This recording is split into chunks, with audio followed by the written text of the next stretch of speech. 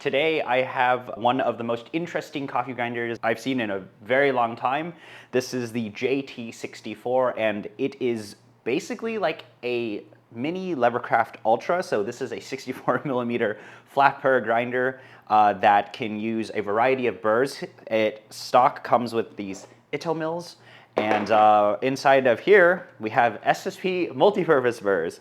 And I'm here at one of my friend's place because he took the plunge and bought one of these and is actually insane for buying this. Let's go over the design of it. So this is definitely one of the smallest 64 mil flats that we've seen, and you can do a variety of grind sizes with this. You can go for espresso without it stalling, sort of.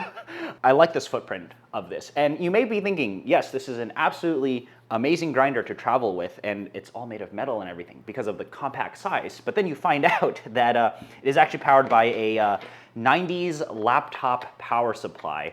So that's a really fun thing. But yeah, this is what happens when you have coffee grinders from China and people who are doing crazy stuff. This is made by a different company in China, not this Zhang, the guy who made the Ultra, not to also be confused with the Mini Ultra, which is a triangle-shaped grinder. So we're really in the weeds here, but visually speaking, this is looking most like the big 98 mil grinder. And what this grinder kind of looks like, and it's got all these fun markings on it, is it really kind of reminds me of a medium format film camera, and I have an example one right here. So here's a Hasselblad 500 CM, and if we look at this, we have many resemblances, which is like kind of hilarious. You can look all the way into here and you can see those burrs, and out here we have fun markings here where we have like a filter thread size. Like, it looks like a camera lens. It's actually hilarious. FL90 multi-purpose 64 millimeter. And this, by the way, stock came with these Ito mills. It did not come with the SSP burrs that my friend installed in here. Aside from the aesthetics of the design, we have these markings here.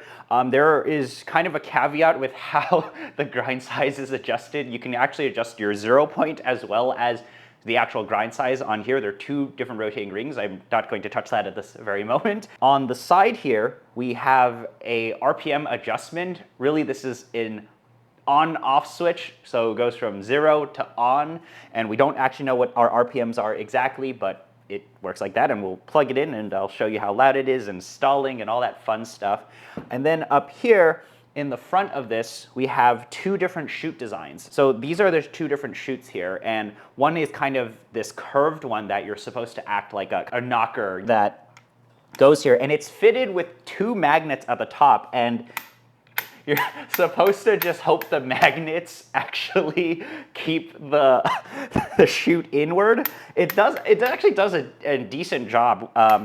And then if you don't want to deal with something like this, you can stick the other chute in, which is actually fits in super, super snug in here, and then your grinds come out. And then also, if you use the flapping one, you can also flap the bottom part of the chute. So you can do double flicks and you can get lower retention. Aside from that, I mean, we have sharp edges everywhere. This is metal, metal, metal. Everything is actually, honestly, built pretty well. High quality materials here. It is of a much higher caliber of build than something like the DF64 over there, but it also does come at a premium. How much did you pay for this? Like 800 shipped.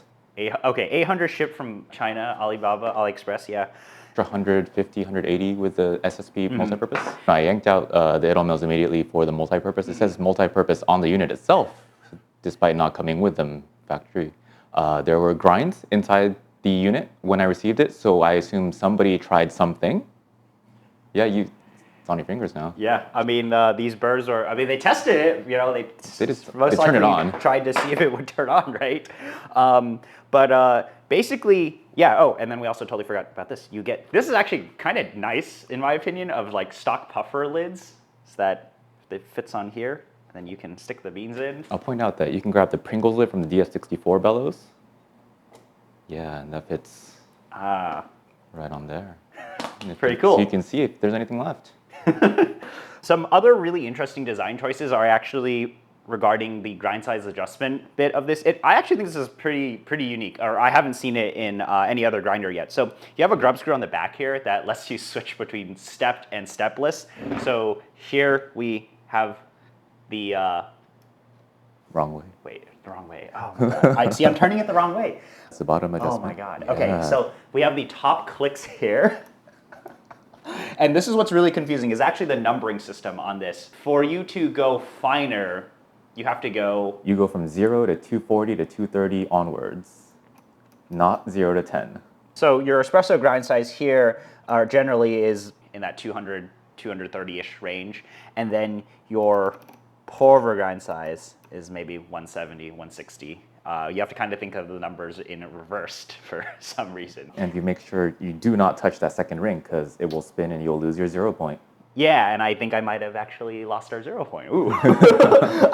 That's right, so you can tell how big your micron gaps are. I like how the coffee just flew out there.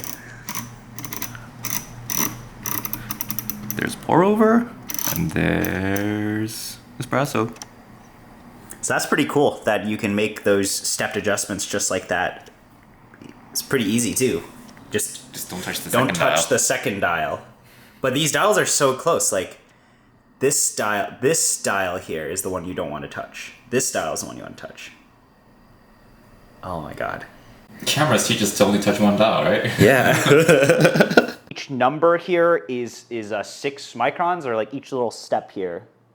But it's also very confusing where to actually look for the steps itself. So I do want to note all of that of, this is what you're buying. Okay, so we have our big boy laptop, 90s laptop power supply. This goes in here, this type of plug, fits in the back like so. Fits pretty snugly actually. I'm going to plug this guy in, and then It's already grinder running. was already on. Whoops. So there's no actual on-off switch, as we've mentioned before, but blue LED here. There's also, I think, a light on the inside here. Here. Yeah. It's inconsequential. So now I will turn this on. So you go right. It's pretty quiet. So this is the maximum speed here. And actually in usage, this is actually one of the more quiet grinders out there that can fit 64 mil multi-purpose. I mean, if you've used a DF64 with multi-purpose, that thing is screeching. It is loud. The P64 is pretty quiet. This is also pretty quiet as well. RPM range currently unknown. Yeah, we don't know what the RPM range is, but this was the actual, a really cool design also with the actual big boy Ultra, is that was one of the quietest grinders out there. Now if you wanted to take a look at those burrs spinning, there is a wiper on the inside as well that helps lower the retention as well as you knocking a bunch of stuff. It also comes with this tiny spray bottle, which is super cute. You definitely want to RDT with something like this. Okay, we're gonna do a grinding demonstration. So I have 18 grams here. We're at espresso grind. We're about 4 clicks off of where the chirp was. So 4 clicks to 220. And we're gonna run this at max speed right now. And you'll see that this is definitely one of the quieter grinders. I mean, first of all, this is on at full blast, and once I actually grind the coffee, it is definitely way quieter than something like a DF64. And with these, you definitely want to do a bit of RDT, especially with these kind of multi-shoot designs. But we'll pour the beans in here.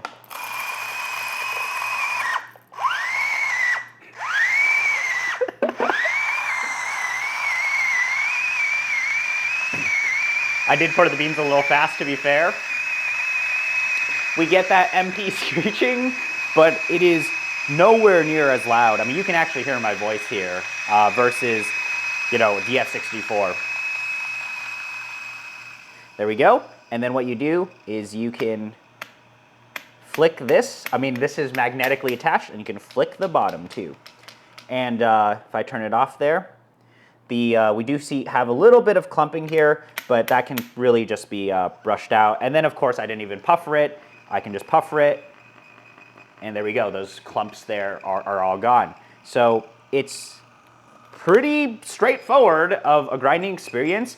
It is much quieter than the DF64. I mean, it did stall there. To be fair, these are pretty lightly roasted coffees, and we are grinding probably finer than a lot of machines actually require. We're going to use the same exact grind size, and we'll go with a really, really low RPM. So to actually trigger the starting point, or how to actually turn the grinder on, there's a marking here, but there's no actual on-off clicking point. We really have to like adjust this barely. So I'm about, I don't know, 9 o'clock 9 position. o'clock. It's hard to see. So this is 9 o'clock, and let me redo the exact same thing. And honestly, with the grinder on, it's super quiet. So put in our 18 grams again. It's kind of making a weird Sounds noise. like something's stuck in there. Yeah. Give it a high RPM purge, or like open it up also. Yeah, and go to like, I don't know, 220, 200. And then The top close it ring, back. adjust. Yeah. And then close it back down, I guess. Okay, you're at 1 o'clock position. Huh, I think you're finding 0. So that's one thing too, is I'm trying to adjust the grind size, and I'm literally adjusting, like my fingers are not turning the right rate. Oh my God. Let's say this is new 0. Yeah, you're gonna need to deal with this type of stuff when you're, no, we're chirp. There we go, now the 0 is fixed. It really do be like that. Okay, really, really low RPM.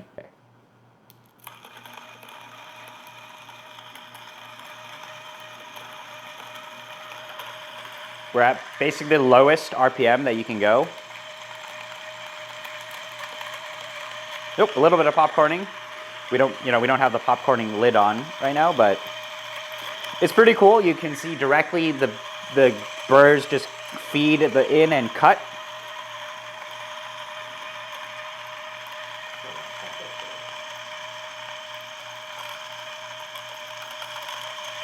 I actually can probably feed it faster, but yeah. The exit chute's starting to clump up because it's so slow to come out. Yeah, There's this is nothing kicking clumping it out. a little bit. I guess you could also flick this too. Drop and flick. While it's going. But we're not getting any stalling at this feed rate, and we're at basically the lowest RPM. And we're using a pretty light roasted coffee. But this chute isn't really like directing the beans outward, so the coffee is getting stuck there. But this is definitely, I don't think many of you guys are gonna be grinding at this low of an RPM. But you can do that, which is pretty cool. I mean, I'm putting a lot of beans in at this lower RPM, and to be frank, it is really quiet considering 64 MPs. Just curious, put the rest in. Yeah, I mean, that's doing its job.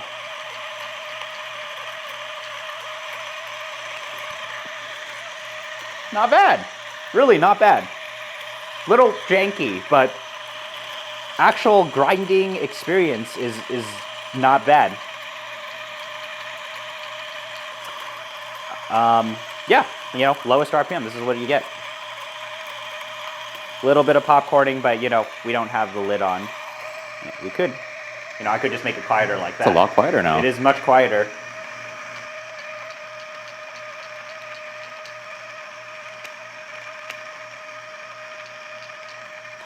See?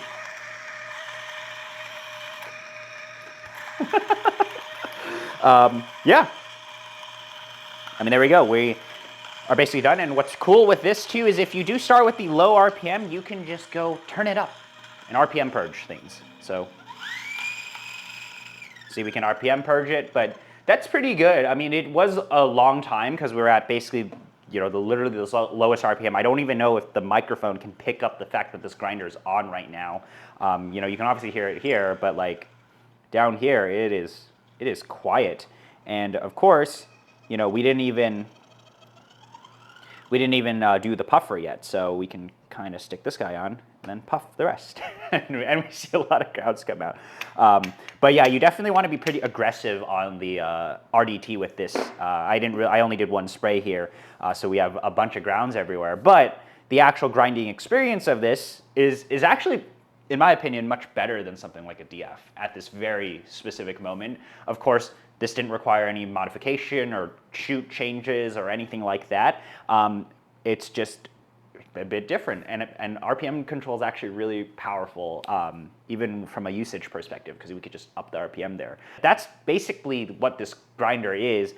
The markings in here are, you know, this is all directly connected to the burrs here, so if you touch this, you can actually get the burrs to chirp against each other, which is very questionable at times, but people do, you know, that does happen with something like this as well. It is so cool to be able to actually have such a compact, you know, relatively compact power supply, compact design. So let's actually quickly open this guy up and then take a look at the inside, because I think that's kind of where it's actually really cool. So there are 4 screws here that we're taking off here. So actually, like, relatively painless so far, I guess. And I'll point out that on a lot of nicer things slot in very precisely and nicely. That is not the case here. Ooh. Yeah, so we definitely lose the precision. I mean, it is a, you know, relatively cheap grinder when you compare it to something like the P64. That thing's expensive. Oh yeah, that guy. And this goes really all over the place. What the heck? Oh, that's so interesting. So it's a lefty loosey, I hope. Yeah, lefty. So this is your not fixed burr. Your fixed burr, Correct. but also not fixed at the same time. It actually, the machining on this is not bad.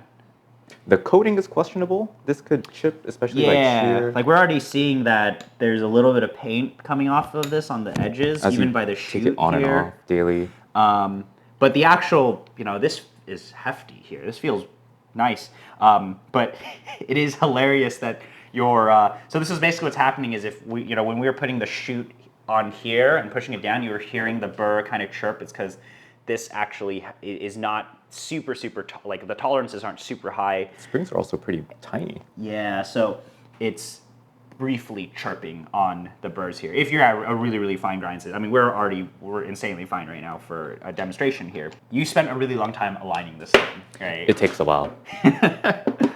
But I think you did post the marker, and it was like pretty good, pretty aligned relatively. There's a secondary alignment with your fingers essentially, because this thing is loose. Mm-hmm. So as you shut it back up, this has to be perfectly correct too.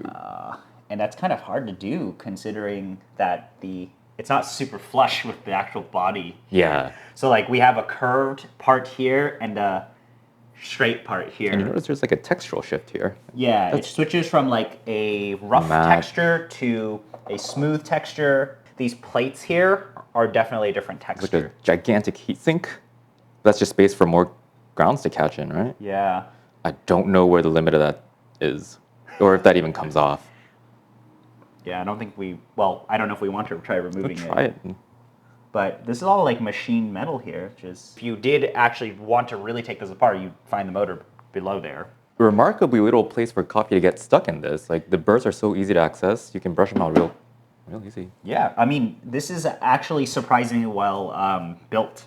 This is all metal. There's nothing here that feels cheap. Like there's no plastic here. It just is very Spartan. Everything is like super Spartan. You know, it's high quality material, but it doesn't feel nice to touch. I don't really think at this price point, this is what people are after. I mean, this is that sweet spot between DF64 and P64. It's just a very quirky grinder, but I mean, honestly, this is like not bad so far. Also, if you look at this, the only place the coffee can get stuck in here is in here because there is a wiper here. There are actually kind of 2 wipers in here that will go and wipe the coffee out, and then this chute is really, really close to where the burrs are, and your coffee just comes out. Where things will get stuck is actually over here. So the actual build of this is not bad. It is really amazing to see something in this size. I mean, this is like relatively tiny. I just wish the power supply was smaller, but it's like surprisingly clean. Yeah. This is actually, it's actually not bad. It's not great, but it's not great, not bad. But it's pretty easy to get in there, and we're actually, I mean, we can just, you know, spray the grounds out like that. So reassembling this is kind of an interesting thing where we are definitely going to need to make sure everything's actually aligned here. And this edge here is kind of that weird thing where it's like you need to make sure that this flat part is in the exact same alignment to this curved part, this part to this part. And of course, make sure things are unplugged when you do this. God, I have no clue what setting this is at. And we'll have to re-zero everything now as well. And I'm just gonna open it up for good measure. Of course, we have to make sure these 3 different layers are all aligned. And then you stick these long screws in, and then you take these nuts at the bottom, and you make sure that they're screwed in, basically. And it's so counterintuitive to me to go finer, you go left. I don't know. Lefty-loosey, you'd hope. Yeah, but this is it's still left righty-loosey. to go. Yeah, righty-loosey. And the numbers are reversed too. Let's open it up. But that's easy to actually clean. And then we put the power supply back on. And I do want to note that you want to make sure that this is turned off when you do plug things on. It's just a little bit easier to do that. And then there we go. And we're back. Here we go. We have DF64 next to a Lago Mini as well as the JT64. So the biggest difference, of course, is really going to be these two here. I mean, we can use the same exact burrs. We just kind of look at the size differences among here. And, you know, this is even smaller without the puffer here. And, you know, we took the puffer here off as well. Is that this is actually, in my opinion, very, very attractive. I mean, it is more expensive than this, but the fact that you have RPM adjustment is really awesome considering, look at the price point of this. I mean, I don't think there are other 64 millimeter flats really under $2,000 to be very frank. Especially none that you can buy. Yeah, nothing that you can actually buy that has RPM adjustment. Despite the fact that this RPM, you know, you don't necessarily know what RPM you're at, this lets you play with that, whereas you can't do that with something like a DF64. For reference, I mean, look at how big this is. Of course, you know, we have the big power supply and this has a built-in cable, but if you just wanted to have a grinder that you were just sticking on your bar, this is actually very, very attractive when you consider the actual ease of use of the grinder. It's so much quieter than the DF64 if you're using the same burrs. But I do want to note that this is definitely one of the more janky grinders around. I will say that the support for the DF64 is much stronger now, especially now that this grinder has become much more popular. We have much better, in my opinion, manufacturer support. They have newer versions of this guy. This is definitely a newer grinder, and you are 100% taking a risk buying this grinder. If anything breaks, I don't know. You know, are you out? Would you, like, if this breaks, you're probably out. I don't know who to contact. There wasn't even a real spec sheet for this thing. Yeah, so you really are blind buying something like this. But I do think this is actually such an interesting grinder. I mean, despite all its quirks, like, I actually think this is a pretty competent grinder when you consider the price and some of the features of this. You just need to see if you're willing to take that sort of risk here. Flavors of this grinder are going to obviously depend on what burr set you get in. For $800, you know, you're getting the stock Idle mills, and then for $150-ish more, you can get the SSPs pre-installed. Then you're talking basically a $1,000 grinder at that point. And even for $1,000, I actually still feel like this is relatively competent, just considering the fact that you have RPM adjustment. It actually is just pretty easy to work with. I mean, for you to get something, I think, relatively similar with something like the DF64, you're gonna need to put in that effort to modify it. You need to do these types of things with this grinder. This is a few $100s cheaper at the end of the day, even with the same burr set, but this lets you play it a lot more. And of course, it is a smaller footprint, and if you have it on your bar right, you would probably hide this power supply. But please keep in mind that this is much more supported now with the community as well as actual manufacturer support. This guy, you're gonna need to take a risk there. and you could be out $1,000, and that would suck. But yeah, no information. I guess there's like an AliExpress page that tells you something. You can reach out, right, and hope they'll take care of you. The overall experience here is not bad when you consider the price and other grinders that, like, I think this is actually pretty competent. So yeah, that's the JT64. I hope this was interesting. If you have any questions, let me know. But I want to thank my friend Robert for letting me film video at his place. This is a really awesome setup, and we may be doing some more videos here if he lets us do those videos. But yeah, thanks also for blind buying this thing, and I can talk about it. So anyway, thank you all for spending the time watching the video. I'll see you guys around.